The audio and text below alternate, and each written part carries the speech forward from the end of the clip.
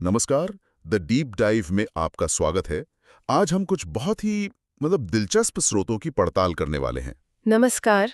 हमारे पास एनसीईआरटी इतिहास की किताब के कुछ हिस्से हैं जो औपनिवेशिक भारत में शहरों के बनने और बिगड़ने की कहानी बताते हैं। और ये विषय बहुत दिलचस्प है क्योंकि आज भी हम इन शहरों में ही तो रहते हैं। बिल्कुल, इनकी सड़कों पर चलते हैं, तो चलिए आज खोद कर देखते हैं कि इनकी नींव कैसे रखी गई थी। हाँ, और आज हमारा मकसद सिर्फ ये जानना नहीं है कि कौन से शहर बने, बल्कि ये समझना है कि इन शहरों के डिजाइन के पीछे की सोच क्या थी। सही। ये शहर सिर्फ ईंट पत्थर के जंगल नहीं थे, ये ब्रिटिश साम्राज्य के एक बहुत बड़े प्लान का हिस्सा थे। तो शुरुआत कहाँ से करें? अंग्रेजों के आने से पहले भी तो भारत में शहर थे। मुगल काल में दिल्ली, आगरा, लाहौर कितने शानदार शहर थे। बिल्कुल थे। और वही तो कहानी का सबसे दिलचस्प मोड़ है। उनका क्या हुआ? उन शहरों का पतन और नए औपनिवेशिक शहरों का उदय, ये दोनों चीजें एक साथ हुई। अच्छा। सोचिए, सूरत, मसूलीपट्टनम या ढाका जैसे शहर जो अपने व्यापार और कारीगरी के लिए दुनिया भर में मशहूर थे, वो धीरे धीरे हाशिए पर चले गए। क्यों? ऐसा क्यों हुआ? ऐसा इसलिए हुआ क्योंकि अंग्रेजों ने व्यापार का पूरा सिस्टम ही बदल दिया। उन्होंने समुंदर के नए रास्ते खोले, सत्ता के केंद्र बदल दिए। जैसे ही ईस्ट इंडिया कंपनी पावर में आई, उन्होंने खेल के नियम ही बदल दिए। और जो पुराने व्यापारिक केंद्र थे वो अप्रासंगिक हो गए। एग्जैक्टली। और उनकी जगह ली मद्रास, कलकत्ता और बॉम्बे जैसे नए शहरों ने। हाँ। ये शहर स्ट्रैटेजिक लोकेशंस पर थे, जहां से ब्रिटेन के साथ सीधा व्यापार हो सके। ये सिर्फ बंदरगाह नहीं थे, ये भारत में ब्रिटिश एम्बिशंस के नए हेडक्वार्टर्स बन रहे थे। जहां से प्रशासन, व्यापार, सेना, सब कुछ। तो ये नए शहर बिल्कुल शून्य से बनाए गए थे। जैसे स्रोत बताते हैं कि कलकत्ता 3 गांवों को मिलाकर बना था, सुल्तानाती, कलकत्ता और गोविंदपुर। हाँ, एक तरह से ये जमीन के खाली टुकड़ों पर बनाए गए प्लान्ड शहर थे। और इनकी सबसे पहली और सबसे जरूरी पहचान थी किला। हाँ। मद्रास में फोर्ट सेंट जॉर्ज और कलकत्ता में फोर्ट विलियम। और ये किले सिर्फ सुरक्षा के लिए नहीं थे, ये सत्ता के प्रतीक भी थे। एक ऐलान था कि हम यहाँ हैं और हम ही कंट्रोल में हैं। बिल्कुल, एक बहुत शक्तिशाली प्रतीक। और इन्हीं किलों के चारों तरफ फिर शहर बसने शुरू हुए। लेकिन जिस तरह से ये बसे, उसमें एक बहुत साफ विभाजन दिखता है ना? हाँ, व्हाइट टाउन और ब्लैक टाउन का कॉन्सेप्ट। ये क्या था? देखिए, ये विभाजन कोई इत्तेफाक नहीं था, ये पूरी तरह से एक सोचा समझा डिजाइन था। व्हाइट टाउन वो इलाका होता था जो किले के अंदर या उसके ठीक पास होता था। अच्छा। यहाँ यूरोपी रहते थे, सड़कें चौड़ी, घर बड़े, खुली जगह, साफ सफाई का पूरा ध्यान, एक तरह से इंग्लैंड का एक छोटा सा टुकड़ा भारत में बना दिया गया हो। और ब्लैक टाउन? ब्लैक टाउन वो किले के बाहर का इलाका था। यहाँ भारतीय व्यापारी, कारीगर, मजदूर सब रहते थे।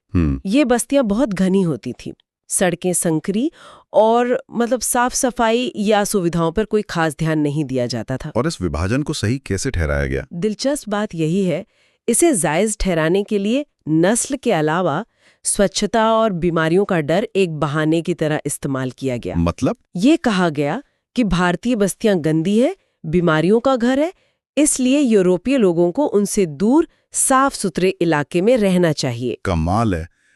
शहर के लेआउट के जरिए ही एक सामाजिक दूरी बनाई जा रही थी। लेकिन 1857 के विद्रोह के बाद तो ये डर और भी बढ़ गया होगा। बहुत ज्यादा। 1857 एक टर्निंग पॉइंट था। विद्रोह के दौरान अंग्रेजों के घरों पर, दफ्तरों पर हमले हुए थे। इससे उनके मन में गहरा डर बैठ गया। उन्हें भारतीयों के बीच रहने में खतरा महसूस होने लगा होगा। बिल्कुल। और इसी डर का नतीजा था सिविल लाइंस और कैंटोनमेंट, यानी छावनियों का विकास। सिविल लाइंस आज भी भारत के लगभग हर बड़े पुराने शहर में एक सिविल लाइंस इलाका है। और वो अक्सर शहर का सबसे पॉश इलाका होता है। हाँ, और वो विरासत सीधे वहीं से आई है। हाँ, तो ये थे क्या सिविल लाइंस? सिविल लाइंस ऐसे रिहायशी इलाके थे जो ब्लैक टाउन से काफी दूर, सुरक्षित और अलग थलग बसाए गए थे। यहाँ सिर्फ ब्रिटिश नागरिक रहते थे, बड़े बड़े बंगलों में। और छावनियां तो पूरी तरह से सैन्य क्षेत्र थीं। शहर के भीतर एक और शहर बनाने जैसा, जो पूरी तरह से सेल्फ कंटेन्ड और सुरक्षित हो। और इसी मानसिकता का एक और दिलचस्प नतीजा था हिल स्टेशनों का विकास। शिमला, दार्जिलिंग। हाँ, भारत की गर्म और उमस भरी जलवायु अंग्रेजों के लिए हमेशा से एक समस्या थी। उन्हें लगता था कि यहाँ बीमारियां बहुत फैलती हैं। तो उन्होंने ठंडी जलवायु वाले पहाड़ी इलाकों को सैनिटोरियम के रूप में विकसित किया। ये जगह उन्हें यूरोप की याद दिलाती थीं। और बाद में शिमला तो भारत की समर कैपिटल ही बन गई। हाँ बिल्कुल। ये शहरों का विभाजन और बसावट तो कमाल की है।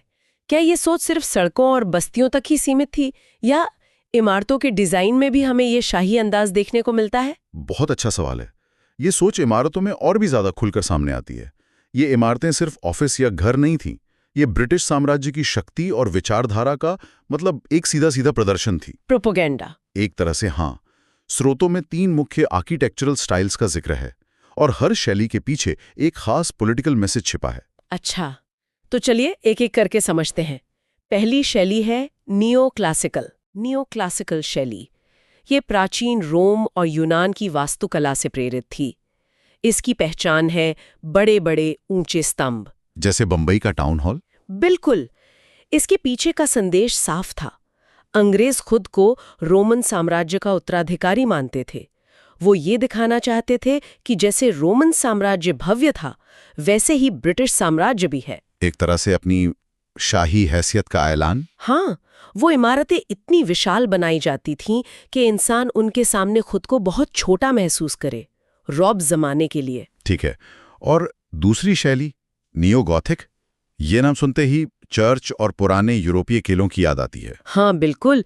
नियो गॉथिक शैली की पहचान है ऊंची उठी हुई छतें, नुकीले मेहराब और बारीक नक्काशी। बंबई का विक्टोरिया टर्मिनस, जिसे आज हम छत्रपति शिवाजी महाराज टर्मिनस कहते हैं। हाँ, या फिर बंबई यूनिवर्सिटी, ये सब इसी शैली में बने हैं। ये शैली उस समय ब्रिटेन में बहुत लोकप्रिय थी। इसे भारत में इस्तेमाल करके अंग्रेज एक तरह से अपनी पहचान को भारत की जमीन पर छाप रहे थे। और अब तीसरी शैली जो मुझे सबसे दिलचस्प लगती है, इंडो सारासेनिक। ये तो नाम से एक मिश्रण लग रही है। और ये सबसे, कह सकते हैं, चालाकी से चुनी गई शैली थी। अच्छा। इसमें भारतीय वास्तुकला जैसे गुंबद, छतरी, जाली, मेहराब, इन सबको यूरोपियन डिजाइन के साथ मिलाया गया। ऐसा क्यों किया? अंग्रेज इस शैली का इस्तेमाल ये दिखाने के लिए कर रहे थे कि वो भारत की परंपराओं का सम्मान करते हैं और यहाँ के स्वाभाविक शासक हैं। ये एक पॉलिटिकल स्टेटमेंट था कि हम बाहर से जरूर आए हैं, लेकिन हम तुम पर तुम्हारे ही अंदाज में राज करेंगे। बिल्कुल। बंबई का गेटवे ऑफ इंडिया इसका सबसे बड़ा उदाहरण है। उसे 1911 में राजा जॉर्ज पंचम और रानी मैरी के स्वागत के लिए बनाया गया था। यहाँ पे एक बहुत ही मजेदार बात स्रोत में बताई गई है। बॉम्बे का ताजमहल होटल भी इंडो सारासेनिक शैली में बना है, पर उसे अंग्रेजों ने नहीं बनवाया था। हाँ, और ये कहानी अपने आप में बहुत कुछ कहती है। उसे बनवाया था भारतीय उद्योगपति जमशेद जी टाटा ने। क्यों? कहा जाता है कि उन्होंने ये होटल इसलिए बनवाया क्योंकि एक बार उन्हें एक बड़े यूरोपियन होटल में घुसने से मना कर दिया गया था क्योंकि वो भारतीय थे। वाह, तो ये सिर्फ एक होटल नहीं था, ये तो एक तरह का ऐलान था। हाँ, ये कहना कि हम भी आपसे बेहतर बना सकते हैं और अपनी ही जमीन पर हमें किसी की इजाजत की जरूरत नहीं। क्या बात है। ताजमहल होटल सिर्फ एक इमारत नहीं, बल्कि भारतीय राष्ट्रवाद और आर्थिक स्वाभिमान का प्रतीक बन गया। अंग्रेजों को उन्हीं की भाषा में एक जवाब। एग्जैक्टली। तो शहर बस रहे थे, इमारतें बन रही थीं, लेकिन इतने बड़े और जटिल शहरों को मैनेज कैसे किया जाता था? मतलब लाखों लोगों को आप नियंत्रित कैसे करते हैं? इसके लिए आपको डेटा चाहिए। जानकारी ही शक्ति है, और यहीं पर जनगणना यानी सेंसस की भूमिका सामने आती है। सेंसस? हाँ, अंग्रेजों ने भारत में रेगुलर सेंसस करवाना शुरू किया। पहला प्रयास 1872 में हुआ और 1881 से तो हर 10 साल पर यह नियमित हो गया। आज तो सेंसस हमें एक सामान्य सरकारी प्रक्रिया लगती है, लेकिन उस समय इसका मकसद क्या सिर्फ लोगों को गिनना था? नहीं, बिल्कुल नहीं। इसका मकसद कहीं ज्यादा गहरा था। जनगणना के जरिए सरकार को शहरों की आबादी, जाति, धर्म, लोगों के काम धंधों के बारे में बहुत डिटेल जानकारी मिलती थी। और इस डेटा का इस्तेमाल? इस डेटा का इस्तेमाल शासन करने, टैक्स वसूलने और सामाजिक नियंत्रण बनाए रखने के लिए होता था। अच्छा। इसने पहली बार लोगों को जाति और धर्म के पक्के खानों में बांटना शुरू किया, जिसका असर आज भी भारतीय समाज पर दिखता है। ये शहर को समझने और उसे कंट्रोल करने का एक बहुत शक्तिशाली टूल था। और एक और गेम चेंजर था जिसने शहरों की पूरी तस्वीर ही बदल दी, रेलवे। हाँ, 1853 में जब पहली ट्रेन चली। हाँ, शायद किसी ने नहीं सोचा होगा कि ये भारत को हमेशा के लिए बदल देगी। कैसे? रेलवे ने भारत को असल मायनों में कॉलोनियल इकोनॉमी बना दिया। इसने बंदरगाह शहरों को देश के दूर दराज के गांवों से जोड़ दिया। अच्छा, ताकि उसे इंग्लैंड की मिलों में भेजा जा सके और फिर इंग्लैंड के कारखानों में बना तैयार माल वापस भारत के भीतरी बाजारों तक पहुंचने लगा। तो ये एक टू वे स्ट्रीट थी जो भारत के शोषण को और ज्यादा एफिशिएंट बना रही थी। बिल्कुल, ये एक डबल एज्ड स्वॉर्ड थी। इसने भारत को जोड़ा भी, लेकिन इसका मुख्य उद्देश्य ब्रिटिश इकोनॉमिक इंटरेस्ट को पूरा करना था। और इसने नए शहर भी बनाए। हाँ, कानपुर और जमशेदपुर जैसे नए औद्योगिक शहर रेलवे लाइनों के किनारे ही बसे और रेलवे स्टेशन खुद में एक छोटे-मोटे शहर बन गए। इसने लोगों की आवाजाही भी बढ़ाई, जिससे शहर और तेजी से बढ़ने लगे। तो जब हम इस पूरी तस्वीर को एक साथ देखते हैं, शहरों का लेआउट, इमारतों का डिजाइन, सेंसस, रेलवेज, तो क्या समझ में आता है? यही कि औपनिवेशिक शहर सिर्फ रहने की जगह नहीं थे, वो ब्रिटिश साम्राज्य के बहुत ही सुनियोजित और जीन शांभावे से डिजाइन किए गए केंद्र थे। हर चीज का एक मकसद था। हर चीज का, व्यापार को कंट्रोल करना, प्रशासन चलाना, सैन्य ताकत बनाए रखना और सबसे बढ़कर ब्रिटिश साम्राज्य की शक्ति और विचारधारा को हर भारतीय के जहन में बिठा देना। और इसका असर तो आज भी हम अपने चारों तरफ देखते हैं। बिल्कुल, आज के महानगरों जैसे मुंबई, कोलकाता, चेन्नई की नींव इन्हीं औपनिवेशिक योजनाओं में रखी गई थी। शहरों का विभाजन जैसे पुराने और नए इलाके, सिविल लाइंस का अस्तित्व, हमारे देश का पूरा रेलवे नेटवर्क, ये सब उसी दौर की विरासत है। इन शहरों ने आधुनिक भारत की रूपरेखा तय की और हम आज भी काफी हद तक उसी ढांचे में जी रहे हैं। ये सच में सोचने वाली बात है और ये एक जरूरी सवाल भी खड़ा करता है। अगली बार जब आप किसी पुराने भारतीय शहर के सिविल लाइंस या कैंटोनमेंट इलाके से गुजरें, तो वहां की चौड़ी सीधी सड़कों, बड़े बड़े बंगलों और खुलेपन पर ध्यान दें। हाँ। और फिर शहर के पुराने घने बसे बाजार के इलाके से उसकी तुलना करें, जहां गलियां आज भी तंग हैं। आजादी के इतने दशकों बाद भी हमें एक ही शहर के भीतर ये दो अलग अलग दुनियाएं इतनी साफ साफ क्यों दिखाई देती हैं?